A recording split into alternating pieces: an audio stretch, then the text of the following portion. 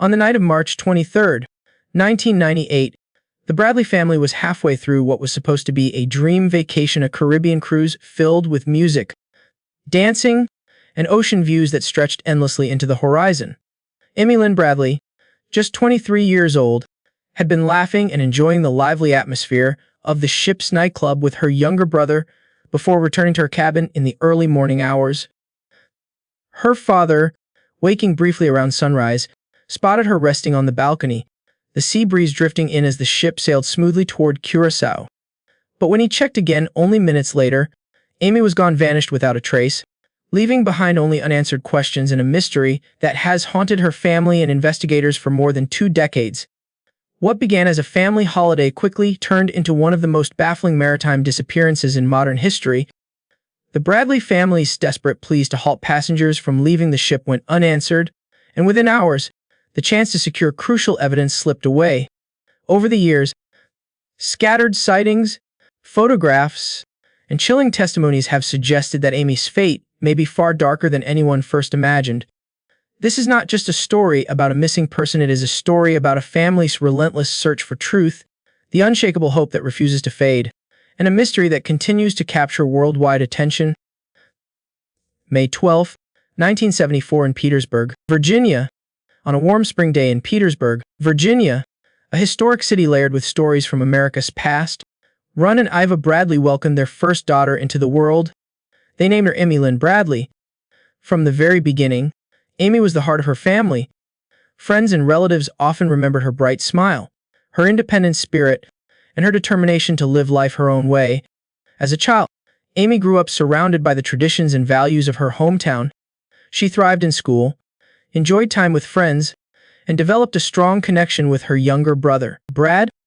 The two were inseparable, sometimes teasing each other like all siblings do, but always sharing laughter, secrets, and an unbreakable bond. Athletics quickly became an important part of Amy's life.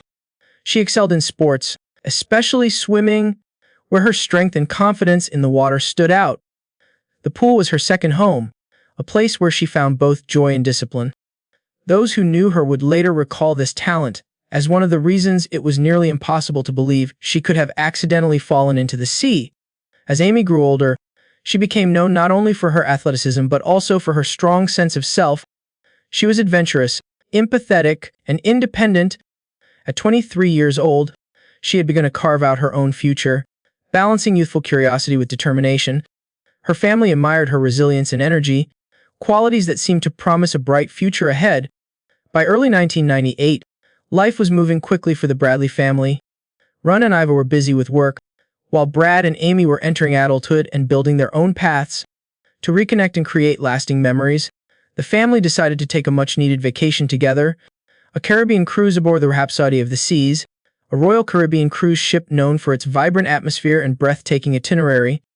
This was not just a simple holiday, it was a celebration of family. For Ron and Iva, it was a chance to spend quality time with their children. For Brad, it was an opportunity to share adventures with his sister. And for Amy, it was a moment to pause, recharge, and enjoy the warmth of the islands and the endless blue of the ocean. The ship's journey promised excitement and wonder. Stops in Aruba, Curacao, and Thomas, destinations known for turquoise waters, white sand beaches, and colorful local culture.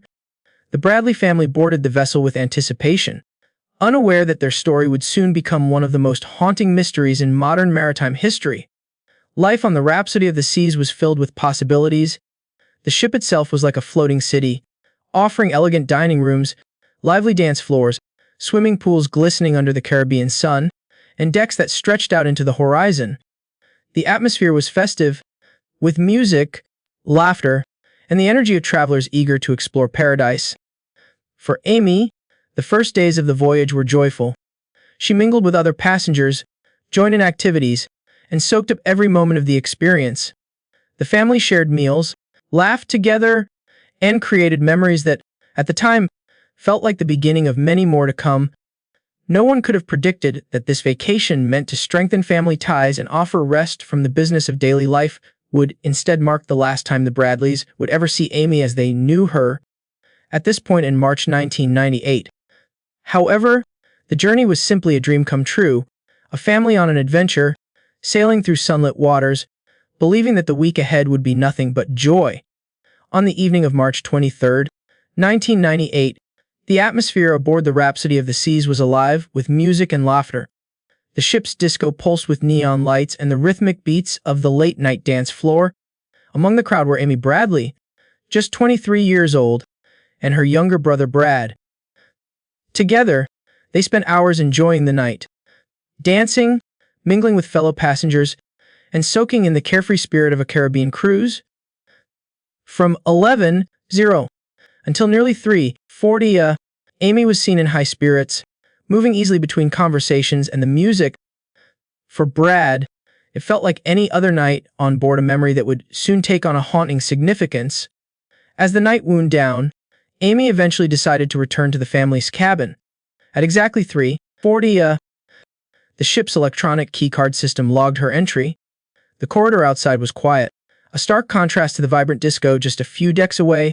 Inside the cabin, the rest of the Bradley family was asleep, unaware that these would be some of the last confirmed moments of Amy's presence. Just a couple of hours later, between 5:15 and 5:30 Amy's father, Ron Bradley, stirred awake. Stepping lightly so as not to disturb his wife or son, he glanced toward the balcony. There, illuminated by the faint glow of dawn, he saw Amy sitting quietly, gazing out across the endless expanse of ocean.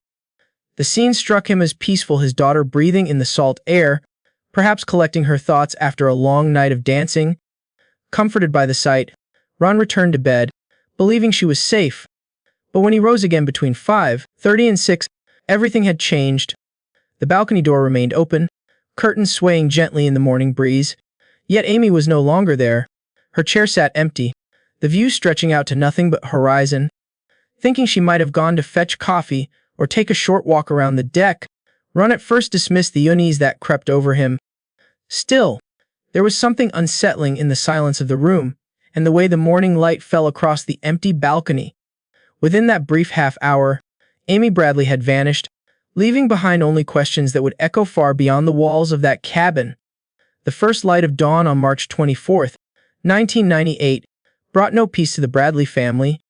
When Amy was nowhere to be found on the balcony, her father, Ron, immediately stirred the others. Between 6:00 and 6:30 the family began an urgent search throughout the ship. They checked the pool deck, the corridors, the dining areas, anywhere Amy might have gone after stepping away from the cabin. Each place was met with the same unsettling reality. There was no trace of her. With every passing minute, the uneasy curiosity turned into mounting fear. Amy was not the type to wander off without letting someone know, and the empty spaces of the massive vessel felt increasingly overwhelming. By 7, desperation had set in. Ron, Eva, and Brad turned to the ship's crew, pleading for immediate action. They begged the staff to make an announcement over the intercom or at the very least prevent passengers from leaving the vessel when it docked in Curacao. If Amy had been taken against her will, keeping people on board seemed to be the only way to stop a potential escape. Yet, to the Bradley shock and frustration, their pleas were denied. The crew assured them that Amy was likely still somewhere on the ship, but no official alert was made, and the normal schedule continued as if nothing was amiss. At approximately 8, the ship lowered its gangways, and passengers began to disembark at Curacao. Families stepped onto the pier, eager to explore the island, unaware of the storm of panic unfolding just a few decks above. For the Bradleys, each traveler walking down that ramp felt like a potential clue slipping away. If Amy had been taken ashore, this moment could have been the critical turning point, the one window when the trail might have still been visible. Instead, the ship released its passengers into the bustling port, leaving Ron, Eva, and Brad with a haunting sense that the opportunity to find Amy was already slipping beyond their reach. In the tense days that followed Amy's disappearance, from March 24th through March 27th, 1998, the search for her grew into a massive, urgent effort. The moment the gravity of the situation became undeniable, the U.S. Coast Guard joined forces with the Dutch Caribbean Coast Guard, deploying vessels to scan the turquoise waters surrounding Curacao. Helicopters swept across the skies, tracing wide circles over both the open sea and the island's rugged coastline. their searchlights cutting across waves and beaches in the hope of spotting even the smallest clue. Each hour in the air and on the water carried a heavy sense of desperation as crews pushed through long days and restless nights. Yet, despite the intensity of the mission, not a single trace of Amy surfaced, no belongings, no signs of struggle, no clue as to where she might have gone. Meanwhile, on the ship and later on shore, investigators began questioning both crew members and passengers, hoping someone had noticed something unusual in the early hours of March 24th. Among those questioned was Alistair Yellow Douglas, a musician who had performed on board and had last been seen with Amy in the ship's disco during the late hours of the night. His presence in her final known moments immediately drew attention, and he was pressed for details. Douglas confirmed spending time with Amy but denied knowing anything about her disappearance. Other passengers, too, recalled seeing Amy at the nightclub and in the corridors leading back toward her cabin, but none could say what happened afterward. As the days stretched from March 24th into March 27th, the silence of the sea and the absence of new leads became suffocating. Each failed sweep of the coast and each inconclusive interview weighed heavily on the Bradley family, who remained trapped in a cycle of dread and fragile hope. To them, it felt as though Amy had simply vanished into thin air, leaving behind a mystery that grew darker with every sunrise. In the months and years following Amy's disappearance in 1998, fragments of hope began to surface through witness reports, each one raising as many questions as it answered. That same year, a taxi driver in Curacao came forward with a chilling claim. He had encountered a young woman who matched Amy's description. According to him, she appeared distressed and had asked if she could use his phone to call home. Before he could assist her, others nearby seemed to intervene, and the chance to help her slipped away. For the Bradleys, this account was heartbreaking. It suggested that Amy may have been alive and reaching out, but somehow prevented from making contact. As the late 1990s turned into the early 2000s, additional witness reports added fuel to the mystery. Several people, including U.S. Navy personnel, stated they had seen a woman on Curacao who looked strikingly like Amy. What unsettled them most was not just the resemblance, but the circumstances. The woman often appeared to be accompanied by individuals who seemed to be monitoring or controlling her. These sightings painted a disturbing picture, one that suggested Amy's disappearance may not have been a random event, but something far more sinister. Then, in 2005, a new and haunting lead emerged. A photograph surfaced on an adult website, showing a woman whose resemblance to Amy was undeniable. The image spread quickly, capturing the attention of both the media and the FUB. Experts examined it closely, but despite the uncanny similarity, the agency could not conclusively confirm the woman's identity. For Amy's family, the photograph was both a flicker of hope and a fresh wound, a painful reminder that answers were still out of reach. The Bradleys' ordeal took another devastating turn during the 2000s when they fell victim to a cruel deception. A man claiming to be a former Navy SEAL approached them with promises that he could rescue Amy. Desperate for any chance to bring their daughter home, the family placed their trust in him, ultimately handing over more than $200,000 to fund the supposed mission. In the end, it was revealed to be nothing more than a scam. The man was later convicted of fraud, but the financial and emotional toll on Amy's family was immeasurable. Each of these developments witnessed sightings, photographs, and false promises kept the Bradleys trapped in a cycle of fragile hope and devastating disappointment. Instead of bringing closure, the years only deepened the sense of loss, as every lead ended in uncertainty or heartbreak. By the time the new decade arrived, more than a dozen years had passed since Amy Lynn Bradley vanished without a trace. Her family had endured endless searches, agonizing witness reports, photographs that raised more questions than answers, and even devastating scams that preyed on their desperation. Yet through it all, one fact remained painfully constant: Amy had never come home. In 2010, the Bradley family faced one of the most heartbreaking milestones of all. After years of uncertainty and investigation, a court officially declared Amy legally deceased. It was a decision that carried enormous weight, not because it revealed any new truth about what had happened to her, but because it marked a legal acknowledgement of a reality her family had fought so hard to resist. No body had ever been found, no conclusive evidence had surfaced, and the mystery remained as unresolved as it had been on the morning she disappeared. For Run, Eva, and Brad, the declaration was not closure, it was a formal recognition of a loss that still felt incomplete. they continue to hold on to hope, even as the law now defined Amy's fate in stark and final terms. The year 2010 became another painful marker in their long journey, not an end to the story, but a reminder that the answers they sought remained hidden somewhere in the shadows of the past. More than 2 decades after Amy Lynn Bradley's disappearance, her case refuses to fade quietly into history. In July 2025, the story suddenly returned to the global stage when Netflix released a 3-part documentary titled Amy Bradley is Missing. The series, rich with interviews, archival footage, and chilling reconstructions, gripped millions of viewers around the world. For many, it was the first time they had ever heard Amy's name, and the haunting circumstances of her vanishing reignited a wave of questions that had lingered since that fateful Caribbean cruise. Just a month later, in August 2025, major news outlets including the New York Post, People magazine, and CBS News reported that the case was far from closed.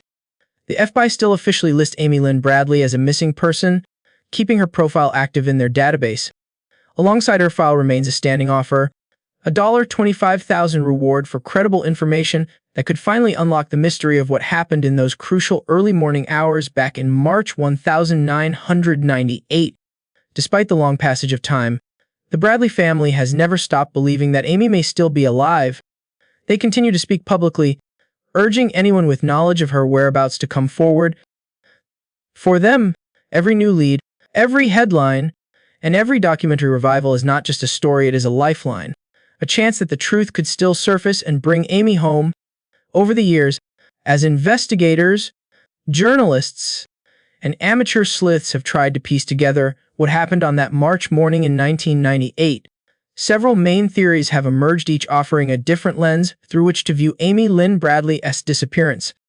One of the earliest explanations considered was the possibility of an accident or suicide.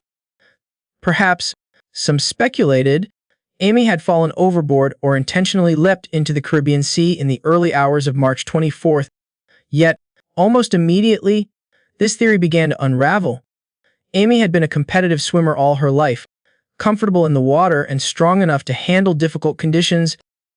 Moreover, no evidence such as clothing, belongings, or biological traces was ever recovered from the surrounding ocean despite days of intensive searches by both the U.S. Coast Guard and the Dutch Caribbean Coast Guard. For her family, friends, and even many investigators, this explanation never aligned with the facts. The theory that has gained the most attention and continues to linger powerfully is that of kidnapping and human trafficking. Multiple witnesses, beginning in the months immediately after her disappearance and continuing into the early 2000s, reported sightings of a young woman resembling Amy on the island of Curaçao. Some of these accounts came from highly credible sources, including U.S. Navy personnel stationed in the Caribbean. In one instance, a taxi driver recalled a distressed woman, matching Amy's description, who asked if she could use his phone to call home. While none of these sightings could ever be conclusively verified, they painted a chilling picture that Amy may have been taken ashore against her will and held under control in the years that followed.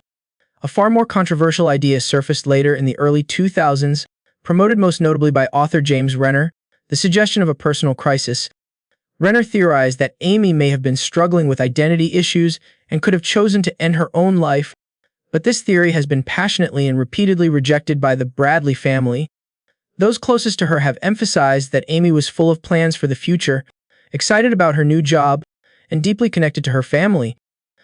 To them, this idea not only felt implausible but also disregarded the many credible reports suggesting she was seen alive after March 1998. Each of these theories carries its own set of arguments, contradictions, and unanswered questions, yet none has ever been proven. More than 25 years later, the case of Amy Lynn Bradley remains one of the most haunting maritime mysteries in modern history, a puzzle made up of fragments that refuse to fit neatly together. More than 2 decades have passed since that fateful morning in March 1998, yet the name Amy Lynn Bradley continues to echo across true crime discussions, investigative forums, and now, streaming documentaries. Her disappearance is not just a cold case, it is a haunting reminder of how a single night can alter the course of a family's life forever. Despite tireless searches, official investigations, and countless theories, one truth remains: Amy's story has never truly ended. For her family, Every lead still carries a spark of hope. Every documentary, every witness account, and every headline serves as both a painful reminder and a renewed call for answers. Was Amy lost at sea? Was she taken against her will? Or is there a piece of the puzzle hidden somewhere, still waiting to be uncovered? As viewers, we are left with a chilling sense of mystery, but also with a responsibility. Stories like Amy's remind us to remain vigilant, to share awareness, and to never let these cases slip quietly into history. If you found this story gripping and want to explore more unsolved mysteries and strange disappearances, make sure to like this video, subscribe to the channel, and hit the notification bell so you won't miss what comes next. Together, we can keep these stories alive and shining in the public eye, where they deserve to be.